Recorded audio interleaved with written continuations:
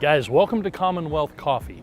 This is going to be the first stop in a new series I'm bringing to you called Locals Only, dedicated to spotlighting and highlighting some of San Antonio's finest local businesses. We're going to be talking with Marcel. He's co-owner of CommonWealth Coffee.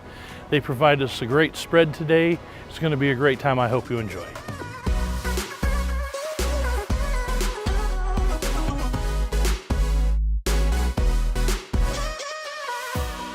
I'd like to welcome everybody out today. We're sitting here with owner of CommonWealth Coffee, Marcel Arena. We're going to talk to him about his business here, about CommonWealth Coffee, how it started off as a one business, one entity, and has grown into 9 places across San Antonio, using locally sourced ingredients, an herb garden, and coffee from Cuvée Coffee from a roasting house in Austin, Texas. I'd like to introduce Marcel Arena. Thank you. Thank you for coming out today. Thank you. It's really nice to be able to sit down with you and basically share your experience here. So thank you for having us. Thank you so much. Absolutely. Yes. So basically, with your French chef Vincent Lacoste, a third-generation baker from Dax, France, CommonWealth has a deep-rooted connection with France and French cuisine.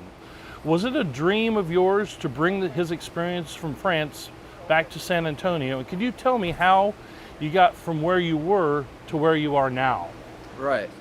The project itself, I mean, when it started out, is you're going through all these little small phases, right? So you wanted to provide coffee, and you wanted to get the best coffee. So that's how you end up, through going through all the different providers out there, because there's phenomenal coffee out there, right? And props to some of the places roast here locally. But we decided to go with Cuvée, top of the line. So we have the coffee part figured out. Then comes, we have to give something for people to meddle with. When you're having a nice cup of coffee, you wanna take a nice bite. A little more than biscotti. Right, right. And it was very evident that if we were gonna bring a product and introduce a product to our customer base, we wanted to have the best of there. So let's get it from the lion's mouth, right? Yeah. So let's go to France and let's go find the most amazing, phenomenal, outstanding baker that we could. And after hundreds of interviews, we were lucky and blessed to fall with Vince. Tell us a little bit about Vince. I mean, from what you told me earlier, Vince has been doing this for quite a long time. In fact, go ahead and tell me a little bit He's about a third-generation baker. I mean, he has a twin brother who owns his own bakery over there in France. Vince was more the venture. He wanted to try something else, which brought him all the way to San Antonio, right? He was in New York for a time. And his family also owned a bakery. His grandfather owned a bakery before that. So with that line of experience, it was just, any questions we ever had or anything like that, it's just a phone call away from him, and it would have been rigorous Googling for us, right? So he comes down, he's been with us since day one, since we opened. So going on 5 years. Now, is he responsible for the menu? Did he create the menu? How was that brought about? Did you guys get together and collaborate on that? We definitely shaped our menu around the products that he makes, right? So all the bread that he makes. Well, what type of bread? Originally his specialty is bread making. So, what can we make different with a croissant? What can we make different with a baguette? And it started going from there. So it's deriving a menu of things that, through our travels, I guess we've become fond of different little flavors, the savors that are out there, and mix all of those together with the type of product that Vince is able to create for customers. So it's been a hit and miss, I can say, definitely. So you gotta. It's like a chemist. You gotta put a little bit here, a little bit there, and then you get something. No, that's not working. Let's try something over here. Exactly. Customers will be blessed sometimes to walk in and it's like, hey, try this out. Tell me what you think. And we'll go from there. Sometimes it works out. That was something I was interested in. You have a set menu, but with someone who's so cultured and knows so much about bakery, does he bring in a lot of off-menu items every once in a while, kind of spice things up? Most definitely. I think our menu has allowed us to be very versatile. Right, so we've been able to try different things, and little ideas come up every once in a while, and we'll start introducing things slowly. Yes. Before the pandemic, we had a much larger menu. We've had to kind of narrow it down to accommodate for the times and everything. So it's a bit, right now it's a bit straightforward menu, but definitely the flavors that most people have always liked and their go-tos. That was actually something I was going to touch on a little bit as well, is that in the times of the pandemic that we've been going through, I have friends that have worked in some of these other restaurants, such as Jason Dady restaurants downtown, and one of the things that they're doing to be able to open up and still be able to provide good service is they have revamped the entire menu to be able to cut costs and still be able to provide a menu that is eclectic. One of the biggest things when you're in a business like ours, and especially being a local business, is that you want to be able to provide for everybody, right? And that's a difficult task in itself. So we had this very vast, I don't want to say too vast, right, of a menu that we thought that would fulfill a lot of gaps and be able to cater to everybody. With the pandemic, though, you realize, well, you can't be providing all of those goods. You don't know how many customers you're going to be able to get into your establishment. Being open at a 50% or a 75% doesn't guarantee that you're making 50, 75% of the revenue you used to make. 50% or 75% of the people are still going to be there. Yeah. Right. It's just not there. So you have to accommodate that. And looking closely at our menu, we started looking at, well, let me grab out of all our items the top ones sellers, the ones that we know they're the go-tos. And well, that 20% of our menu generated a vast majority of the revenue that the business makes. So we concentrated our energy in still being able to provide that. We know that it's the go-to. We know that the people who are most likely going to be coming here are the people who are extremely fond of what we've created. And it definitely allows us to still introduce ourselves to new customers. Well, touching on that, because it's such a hot topic right now, and to be socially responsible, we kind of got to talk about it. In this new world of face masks and social distancing, I feel it's important to touch on things that CommonWealth Coffee has done to make people feel comfortable visiting you. What steps have you taken to achieve this? The very beginning, it was very difficult to measure, right? Nobody's gone through this. How do we compare ourselves? How do we know we're doing things right? So you have a set guidelines by CDC of how business should be conducted. The city puts its own rules, the state puts its own rules. Extremely everything very confusing. Yeah, and especially when it came so quick, it didn't give you a lot of time, and they didn't have a lot of time to create this whole system. There's no wrong or right answer here. I mean, everybody's trying to cope and make things work, which, for all purposes for this interview, we're not wearing face masks, right? We're sitting, we have nice social distance. And we figured that one of the perception is a lot. You want to make people feel that they're walking into somewhere and that it's clean, that it's sanitized. So I started really looking into all these things that, well, what are things that we can continue doing even after the pandemic? Right now you see a lot of people washing their hands. Well, why don't we always continue washing our hands? Using sanitizer. Shouldn't be a thing we have to put a sign up for. Obviously, first step, let's sanitize the whole restaurant itself. So amazing companies started popping forward, really changing their type of business themselves to be able to provide these services for businesses at an inexpensive price. That really made it competitive in a way that you are able to find them and it's affordable. Mm-hmm. We brought those guys in, created that. The mandatory where it was really helpful on the idea of to-go utensils. So just start changing all these things. Now, all those things carry cost as well, So it is going to be a somewhat of a burden, but in order to maintain that safety and be able to give that confidence that you are doing the correct work, is crucial. The amount of staff that I had on hand, I wanted to make our staff feel comfortable. At the end of the day, that's the important part, because if they can continue operating, continue having work, then I can continue providing for the customers and so on. So as long as I focused on my energy and making sure that they were safe, then I could make sure that everybody else would be safe. And back to what you were saying, the benefits obviously outweighed the cost. Yes. To have the individual ramekins for for side, for ketchups and stuff like that. Yes. For, yes. for all of the extensive steps you have to take just to keep people's peace of mind. Of course. Is definitely worth it. So Yes. yeah, that's awesome. That's good to hear.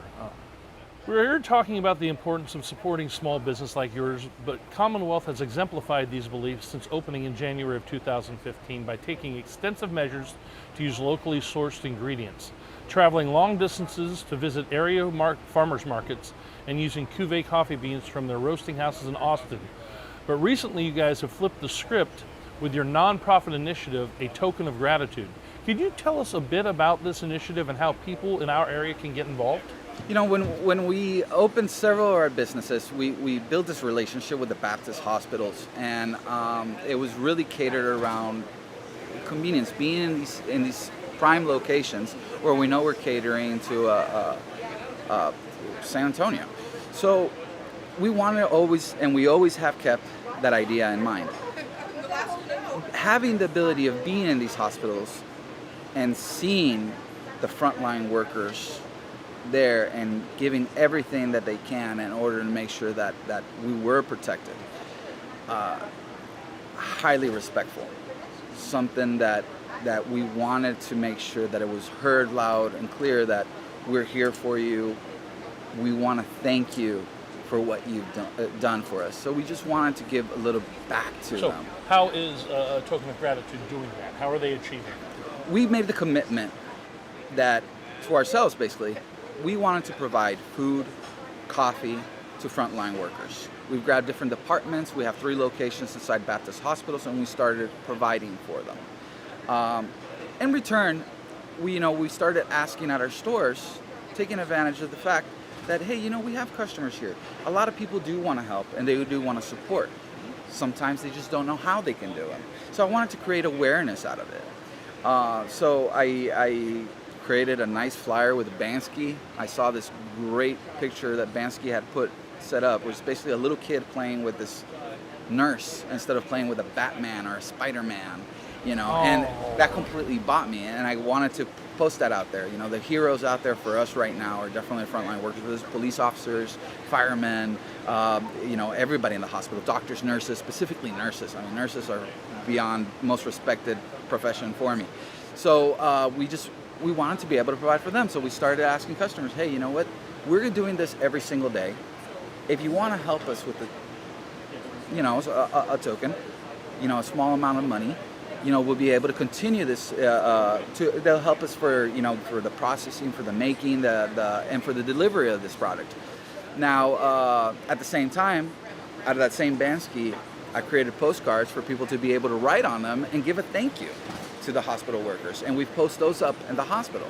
It'd be nice. I go, every time I go back to the hospital, I like to read all the little notes that they've left behind for the hospital workers. That is a great show of support. It really is. So now, just so I know, and so the people listening, if they did want to get involved with this, is there a website? Is there a Facebook page, an Instagram page, or anything like this that they can go and get more information on it? Yeah, I've really faced it a lot. Done everything through Facebook and Instagram itself, but there's the words of encouragement every time they visit one of our stores, and again, it doesn't necessarily have to be with what we're doing. The whole idea is going out there and supporting other, because there's phenomenal organizations out there. We were speaking earlier, and I mentioned the fact that we're working with St. Vincent's, which works with Haven for Hope, and providing food for homeless. They provide 1,000 meals every single day to homeless shelter and feed all these people. And we were reluctant enough that we walked into one of these gentlemen, and we're also helping them out. Fortune favors the brave, right? Exactly. So there are ways to support and help. So every week now we feed 500 homeless people as much as we can. So not only are you doing a token of gratitude, you're also feeding 500 families a week through Haven for Hope.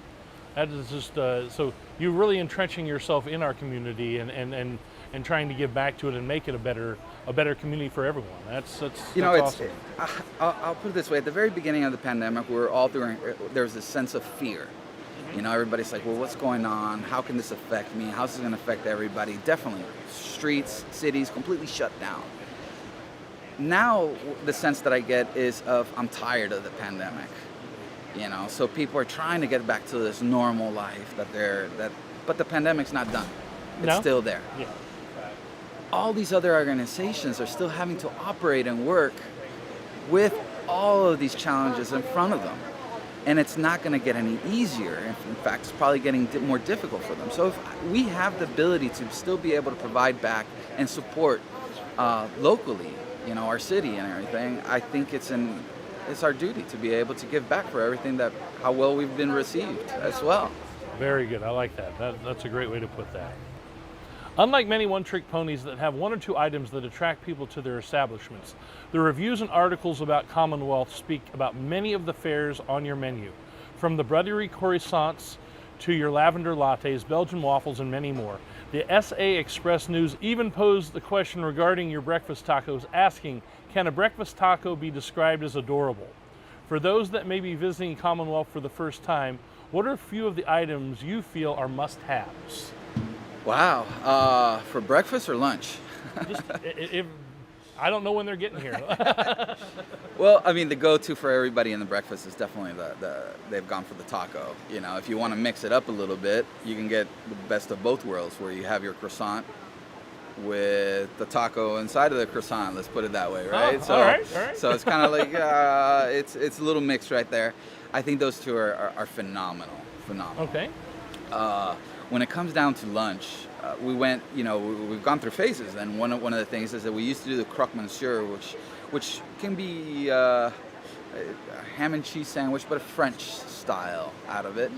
And what we've done is create the croque madame, which we put a fried egg on top. So I've read about that one. The oatmeal. The oatmeal is a phenomenal one that we made from scratch. We basically go bake our oats and we create our own parfait. So all these little things. I mean, good Lord! I mean, the whole menu. If you have enough space. I mean, as we talked about prior to sitting down with each other, I had gone onto the Yelp reviews to kind of get an idea of what we had said, and Yelp is a breeding ground for negativity, as I said, and I didn't see any. There was not one review that was a negative turn on your establishment, and everyone that was mentioning things on the menu weren't mentioning the same things. Like one gentleman was talking about them moving into town or coming to town, and he always likes to find coffee houses. He came, sat down, he was looking for a Belgian waffle, and he said he didn't find the exact Belgian waffle he was looking for, like a 15 type styles that you could get it in. But he goes, what I had was absolutely out of this world. So we wanted to traditional. It's if it's traditional for something that we might have grown up with, or we're in Texas, San Antonio, tacos, breakfast tacos, bean and cheese. You can't go wrong with that. But definitely, yeah. I mean, a lot of enjoyment in the food. With Yelp, it's a love and hate relationship that we can definitely have at your fingertips that customers have, but it gives you the ability to answer the questions for them and still address it. The worst customer you can have is somebody who had a bad experience and walked out of here and didn't tell you about it, because you can't fix it. So as long as I have the ability to know and understand by listening to them, then I can fix it, right? But I will say one thing about our Yelps: the staff. One of the biggest things that they get praised, besides the coffee, besides that it's the staff. I take a lot of pride in being able to say that I work every single day with some of the most phenomenal people that you can encounter, and many have walked through our doors and gone on to do other projects, and whether they're at school, Incarnate Word or SAC, some of them have the Culinary Institute and walked through our doors to get a little learning, and I've had the best experiences, and they've made me a much more smarter man than I am today because of it. Well, they say that something reflects leadership. Yeah. And to have such a great staff, and I did read quite a bit about your staff in there as well. On that topic, what have you done to create a culture here that makes everyone feel like they're important and that they have a little bit to give? And I believe that's in your hands to create that culture, so that we have the feeling that you have here. So that's a great question. I reflect back, and I tend to do this quite a lot, and I reflect back, and I've always thought that as a whole, they're a lot smarter than I am. So if I was to make all the decisions without any idea of their input, who are out there all the time, and without much understanding of what goes on every single day, I don't think I would make as wise a decision as if I involved all of them and actually got to hear what they have to say. So trust. A lot of it. A lot of it. You know, I think they have a barista. There's a barista persona that's looked into in this business. You know, you have all types of walks of life. You know, and every single one of them has something that they bring back to the business. Not one single one of them is the same as the next person that works with them. You know, brings all walks of life. You know, different religions, different ethnicities, different sexual preference. I mean, it's all there. Well, yeah, it's just like any. It's just like a great recipe. You have so many different kinds of ingredients. It doesn't always work out. It doesn't always work out, right? You're putting all these people with strong personalities together. That obviously, you know, you're gonna have some conflict every once in a while. But it's great to be able to you know, talk with them and understand them and hear them and know what their frustrations are and how they overcome their things, or where they would see this business go in the future. A lot of them were customers here, so just loved it so much that they wanted to be. We just wanted to keep them here all the time. That's awesome.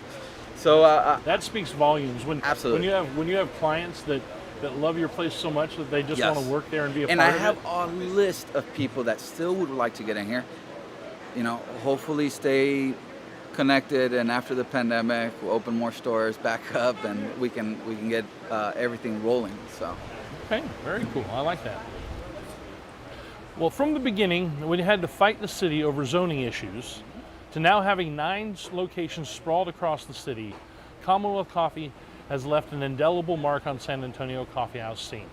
Yes. So what's next for you guys now and in the future? What's the plan? Where's the road taking you guys? You know, when I started in this business, I jumped in as a manager with the prospect of becoming a partner, hopefully.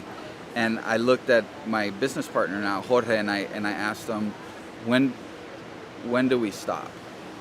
You know, we were at 4, I think, and I asked that question, and he said, it's very difficult when these amazing opportunities are coming. We've had a lot of people knock on our door and say, we want what you guys have here with us. And we've studied every single one of them, and we haven't slowed down. At one stage, I thought we were doing so much at one time. And it's been a crazy ride. Very, very crazy. Well, that's, you know what, and that you just got to hold on sometimes and just take it. I mean, from what everything I've heard and online with before I started Locals Only, I did a poll online and I asked, tell me about your favorite places in San Antonio that are locally sourced. Where's your favorite place? And in there was probably 6 people that mentioned your place.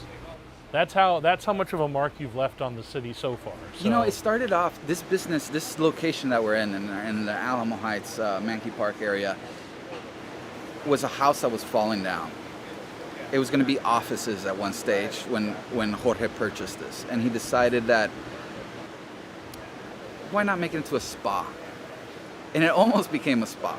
But for a passion for coffee and big coffee drinkers that they are in his office, he decided, let's do coffee. And that's how it came to be. Really. Okay. Obviously, the whole zoning issue was for somebody made a mistake in the 80s, apparently, when they changed everything from written to computers and marked it as a commercial. And luckily for you guys, it was done like that. Very lucky, and I think for many people, very lucky. I mean, I think we've added a value to the community itself. You know, it's a warm place to come and sit down and enjoy yourselves.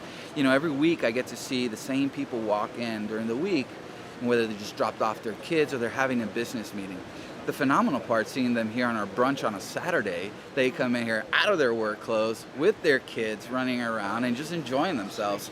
So it's a complete different, but you get to build a relationship off of that. I mean, I enjoy speaking with some of the customers here just because they have so much to say, and they let their feedback known just as much as Yelpers. So I appreciate that. 100%. Well, Marcel, I want to thank you so much. Thank you guys for taking the time, Yes. sitting down with us on our inaugural journey to support local businesses. Absolutely. It has been everything I expected it to be, and I'm so excited for your future. Thank you. And I'm actually excited to get over there and try some of this food If you get now. a chance, and I love what you guys are doing. I mean, the whole support local thing, it's a big thing. I was driving on Bandera off another project that we have out there. It's a state-of-the-art soccer facility that we're building out there. And I just saw this one random sign, no name, no nothing. It just says support local businesses. Nobody's taking acknowledgement for putting that sign up there. So I was like, you know what, that's absolutely right. It doesn't matter who, what business, or what you're doing, or what you're involved in. Support your local businesses. Now more than ever. Now more than ever. I got T-shirts made for our staff just to say support local, and it's just that. It's just that. I mean, it's tough times right now. I'm blessed that I think that we'll get through this, but I know a lot of people need all the support in order to do this, and it's not easy for everybody. So No, it's definitely not. And just being able to support local businesses and know that your money is going to go to someone who's really going to need it. It's not going to go into shareholders or stockholders' pockets. That someone is taking the money that you're giving them and using it that day or that week. Absolutely. It's a powerful thing we can do as a community for each other. And social media is a platform in order to get the word out, and I think you're doing a great job just by starting this off. Thank you very much. I appreciate your time today. Yeah, thank you guys. So tell me, how long have you worked for CommonWealth? How long have you been with here? So I've been with CommonWealth for about a year and a half, almost 2 years. Okay, and you are the general manager here, or the manager? So I'm the or operations manager. Mm-hmm. Operations manager. So lots of front of house, dealing with customers, POS staff. systems. And Yeah, all the fun stuff, I think, but yeah, all the front of house stuff. So the operations, our GM takes care of more of like the back of house stuff. So I get to do the fun stuff. Okay, all right. And who's the GM? What's Brookie. Brookie? Okay, with an E on the end. Brookie. IE. Yep. Mm-hmm. Okay, I like that. So tell me, in the year and a half that you've been here, Marcel and I spoke briefly about the culture that they've created amongst the staff and kind of how that feels and what that does for the business. Can you give me a bit of your perspective on how the culture here, the differences in employees, and how they meld together to kind of make the team that has made this place so successful? Absolutely. So I would definitely say at CommonWealth we do have such a wide variety of staff. That's actually one of our main goals, is to have such a variety of people. I think it brings a lot of different things to the table. But yeah, one of our biggest things is creating more so a family, especially with the pandemic going on. We want to make sure everyone feels taken care of and supported, and Marcel and our owners have done a great job with that. And so I think really it's maintaining the positive attitude, letting them know, that we're here, we're clearing tables just alongside with them too. So really I think I guess to answer your question, I feel like we've just really tried to create that family with so many different people. And I feel like that's really when a family thrives, is when we're all so different. And Well, I saw you walking around earlier and putting the flowers out on the tables, and something that I've picked up in my time as being an employee or a manager in places is that you never ask a staff member to do something that you wouldn't do yourself. For sure. So I'm getting the picture that here it's not like a hierarchy. We're all a team, and if a flower needs to get put on a table and you're doing something else, it's time for me to do it. And that I think creates the vibe that is successful. Something else I wanted to touch on that I didn't talk to Marcel about was your Saturday and Sunday brunches, or just Saturday? Just Saturday. We're not open on Sundays. Yeah. Okay. Hoping Just remember that. To be continued. Try to see. We'll see. Trying to figure things out. But yeah, currently not open on Sundays. So what changes do they make from the normal weekly menu to the brunch menu? And what's the times? And are they serving mimosas? Give me the vibe Yeah, here on so a Saturday. brunch on Saturdays, I would say pre-pandemic, obviously we're living in such a funny world right now, was rocking and rolling. Line out the door, crepes, waffles, all the fun stuff. Since the pandemic and reopening, we haven't brought back our crepes and waffles, trying to not create too much of a hustle and bustle here, wanting to not, I guess, like, have too many people here. So we've continued right now. Currently, it still is fun brunch. We're doing breakfast, lunch all day, and we, of course, have our regular menu. But in the past, it had been the crepes and waffles, and we're hoping as things kind of clear up or whatever that to bring that back. And we do have our liquor license, so we'll be bringing back some beer and mimosas and stuff as well. Oh, you have your liquor license. Yes, we do. I did not. I don't know if even I was allowed to say that, but we do. I think I can say that. We can say yeah. Yeah, You yeah. can say I all think I that. could say that. But yeah, so we'll definitely have, Uh-oh. So right now trying to not make it too crazy. But it's, trying to create that fun vibe, especially with all of our outdoor space and everything. So. Okay, and I asked him a little bit earlier. I mean, from the buttery croissants to the oatmeal to the Belgian waffles to the croque madame to all the different items. If I was a first-time purveyor of your business, what would you suggest that I get here? What's the must-have? The must-have. I mean, people love our tacos. It's so funny. The girls in our kitchen do such a great job with our tacos. So simple. I would probably suggest our breakfast croissant. It's the best of both worlds. Kind of that breakfast, yummy, gooey. And it does come with our homemade croissant that Vince just does such a rad job with. So I would probably point you in the direction of the breakfast croissant. Okay, all right. Well, thank you. I don't think I have much Yeah. more. So yeah, I mean, it was nice to speak with you, and thank you for your hospitality. I'm going to dig into a bunch of that stuff over there right now. That's it, guys. That's a wrap on our first episode. I want to thank you guys for joining us here at CommonWealth Coffee. Please, if you'd like to follow us and see some of the other things we're going to be doing this year, subscribe and like below. We're going to be leaving a link to our YouTube page so you can see the full episode. I appreciate you guys. Thanks for being with us.